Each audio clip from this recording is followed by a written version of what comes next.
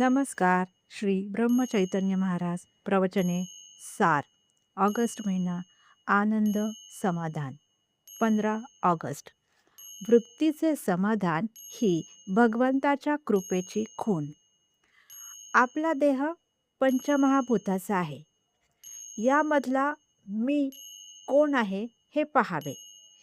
जे नसणार ते मी कधी असणार नाही. म्हणजे पंचमहाभूताचा मी नाही हे ठरले.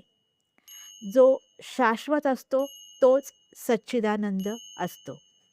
भगवंताचे स्वरूप आनंदमय आहे आणि आपण सर्व लोक आनंदात राहावे असे म्हणतो. मी या आनंदापासून वेगळा होतो तेव्हा कुठेतरी चुकले असे समजावे.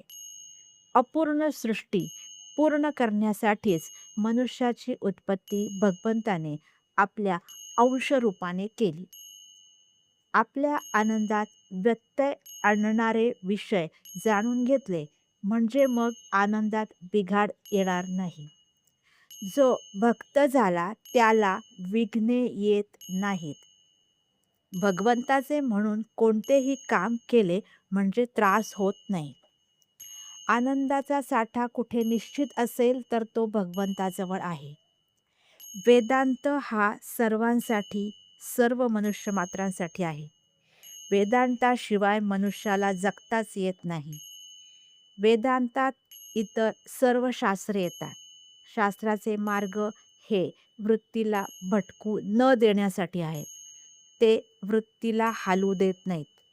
त्यात नामाची गाठ पडली की भगवंतापर्यंत साखळी जोडली जाते. आपण व्यवहारासाठी जन्माला आलो नसून भगवंतासाठी आलो आहोत. म्हणून आपण अमुक एक वस्तू नाही म्हणून कष्टी होण्यापेक्षा दुसरी एखादी वस्तू आहे म्हणून समाधानात राहावे. समाधान ही वस्तू फक्त भगवंताजवळ मिळते आणि ती मिळवण्याच्या आड काहीही येऊ शकत नाही. वृत्तीचे समाधान असणे ही भगवंताच्या कृपेची खूण आहे आणि त्याकरता भगवंताचे सतत अनुसंधान ठेवणे अत्यंत आवश्यक आहे.